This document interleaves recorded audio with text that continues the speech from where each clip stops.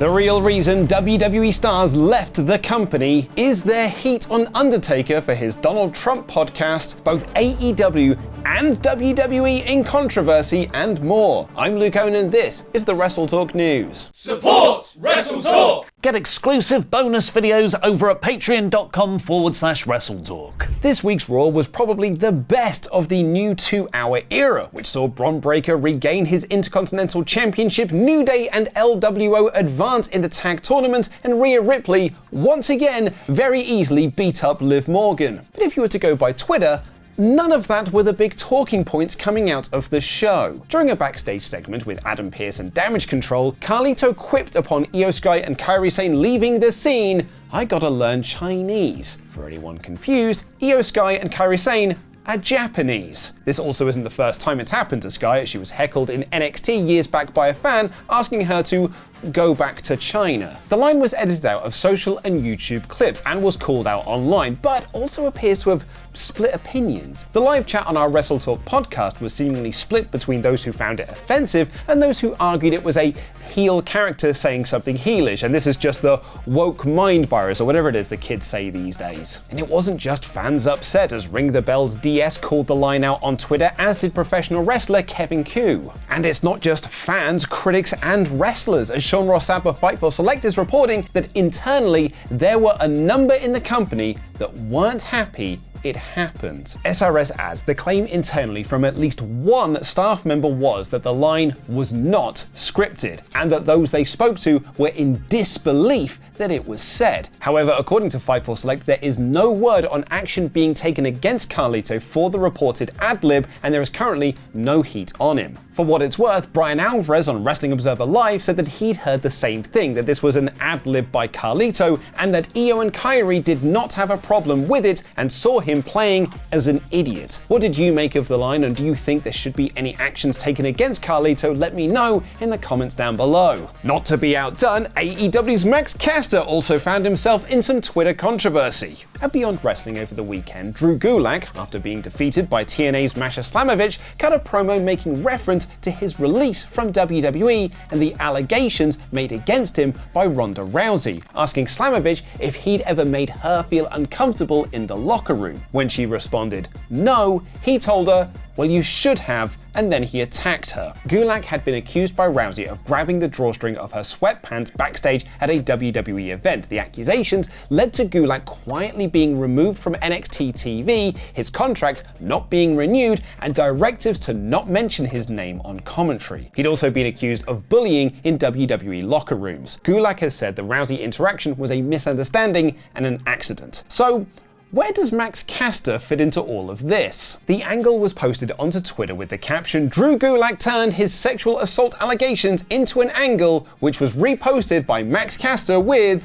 "Love this." It would appear that Caster praising the angle drew some backlash as he has deleted the tweet. Now, this is far from the first time that Caster has found himself in Twitter controversy for both shoot and work reasons, as recently he put out a tweet saying he doesn't want Shelton Benjamin in AEW. Well, it turns out Tony Khan did. Shelton Benjamin made his debut in AEW following the Grand Slam debut of MVP, who entered into a feud with former AEW World Champion Swerve Strickland. Fightful Select reported that both Benjamin and MVP had signed deals with All Elite Wrestling, and Bobby Lashley would be joining them soon as the new group, the Hurt Syndicate, the next evolution of the Hurt Business in WWE. It's hard to say if the Hurt Business were over as an act, as they were a group during a period of time when there were no fans in WWE buildings, but going by the reactions we saw online and what we saw in our own comments section and live chats on the WrestleTalk podcast, the group were very popular. There were lots of calls online for them to reform once Triple H took over creative, but MVP remained paired with Omos, and Bobby Lashley instead formed the Pride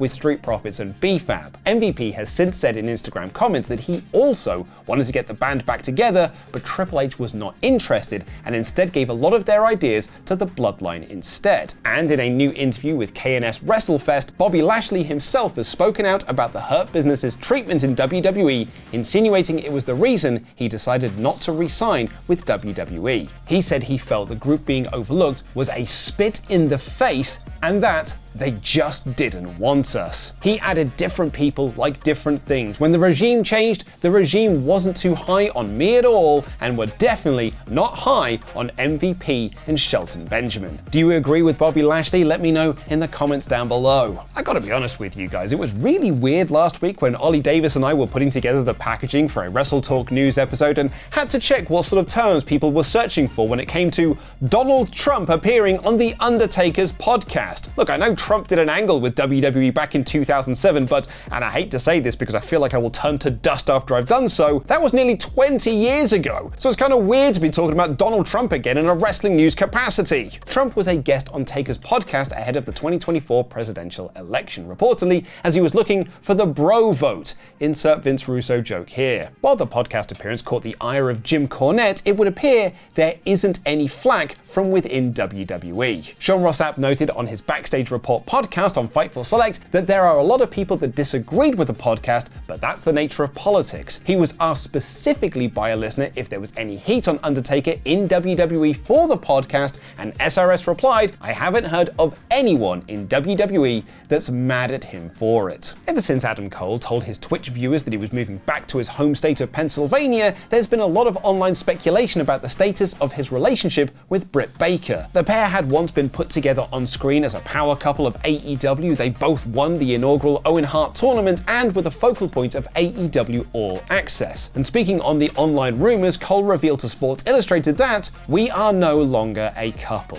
He added that they both still love each other and are friends, saying, "I don't want anyone to ever think that me and Britt dislike each other. The last thing I would want is fans to pick sides or anything like that." Speaking of fans picking sides, the drama of the Lucha Bros leaving AEW for WWE is still ongoing and will be ongoing for a while to come. To catch you up if you've not been watching closely, the Lucha Bros were reportedly being very vocal backstage in AEW that they were not going to re-sign their contracts and were heading to WWE. Reports came out that WWE's merchandising department had been given the go-ahead to start making Lucha Bros merchandise, and creative plans were put in place for their debut. The problem was, both of them were still under contract with All Elite Wrestling. In fact, they're still under contract. It has since been speculated that the Motor City Machine Guns debut on SmackDown was in part to the Lucha Bros not being able to go to WWE, as Alex Shelley and Chris Sabin were reportedly heading to NXT to be part of the CW era of that show.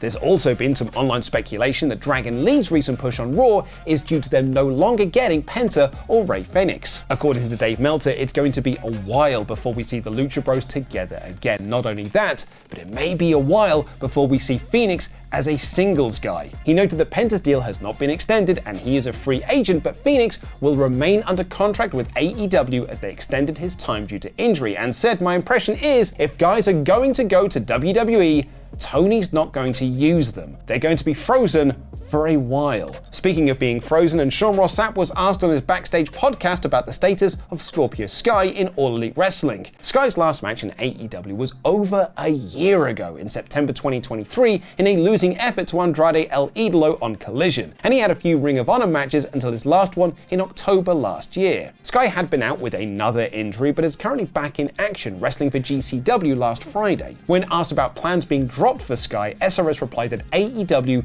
repeatedly dropped plans for him. While not outright saying that Sky was done with AEW, he added the fact he's taking indie dates now is telling. You can check out yesterday's WrestleTalk news where Ollie Davis looked at a surprising exit from WWE and why Triple H could have walked out of the company.